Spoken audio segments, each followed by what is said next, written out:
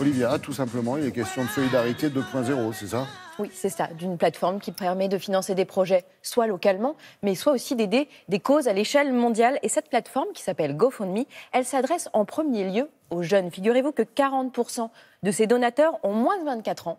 Et si on élargit un peu la fourchette, on passe à 67% de moins de 35 ans. C'est-à-dire que c'est vraiment la générosité de la jeunesse, parce que via les réseaux sociaux, on va relayer des projets, en découvrir, être touché par des causes. Et puis, les amis de mes amis, voilà, sont mes amis. Et donc, ça fait que la communauté s'agrandit et que des projets sont aidés à l'échelle locale ou mondiale. Donc, c'est une nouvelle façon de provoquer la générosité. Et cette générosité, elle est bien là parce qu'il y a des élans de solidarité fulgurants. Cette année, par exemple, on a beaucoup parlé des Rohingyas. Voilà, minorité ethnique de Birmanie qui se réfugie au Bangladesh. Myanmar, très précisément. Très précisément, vous avez raison.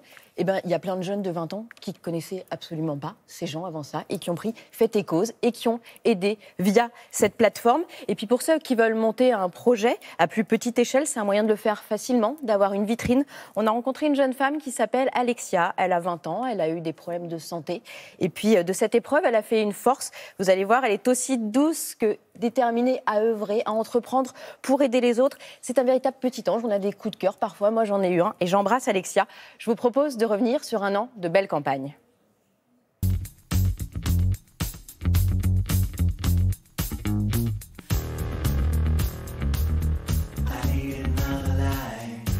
Dans l'ADN de GoFundMe, on a ce côté solidaire, puisque tout un chacun peut ouvrir une cagnotte pour aider un ami, un parent, mais ça peut aussi se faire à plus grande échelle pour défendre une cause. Je citerai deux exemples de campagnes qui ont marqué les esprits des gens ces derniers temps. C'est la première, la Love Army, qui a permis de récolter énormément d'argent pour les Rohingyas réfugiés au Bangladesh. 1 million de récoltés en 24 heures, je crois que c'est assez unique. Et puis la deuxième, un peu plus tragique cette fois-ci, c'était le sauvetage de Tomek et Elisabeth Revol dans le Nanga Parbat au Pakistan, où en quelques heures, on a pu récolter 50 000 $ pour faire décoller ces hélicoptères. Cette cagnotte d'ailleurs s'est transformée en fonds de soutien pour la famille de Tomek, décédé sur le Nanga Parbat.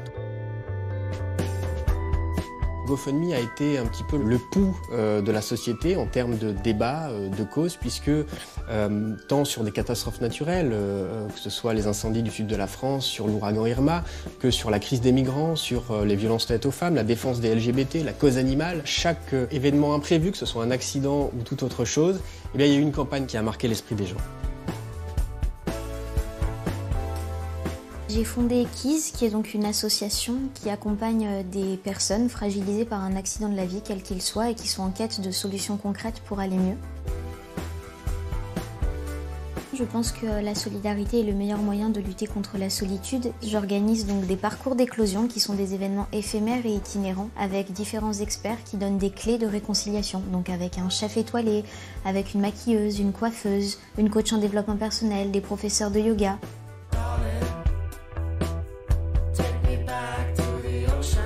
L'argent, ça reste le nerf de la guerre pour tout projet et c'est vrai que de pouvoir passer par cette campagne et par cette cagnotte de financement participatif, ça m'a vraiment permis de pouvoir donner vie à mes projets.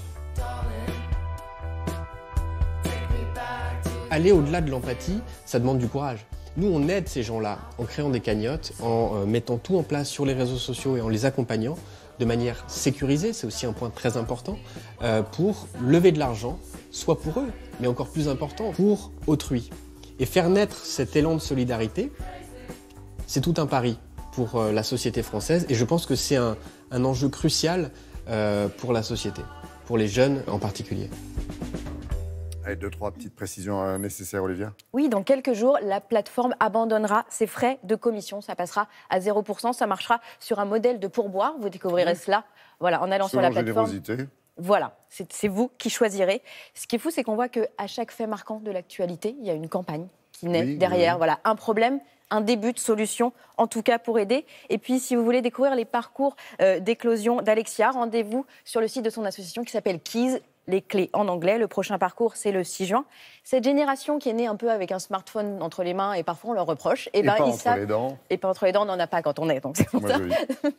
Et donc du coup, elle sait transformer cet outil en or et faire le bien, en tout cas tenter de le faire. Super.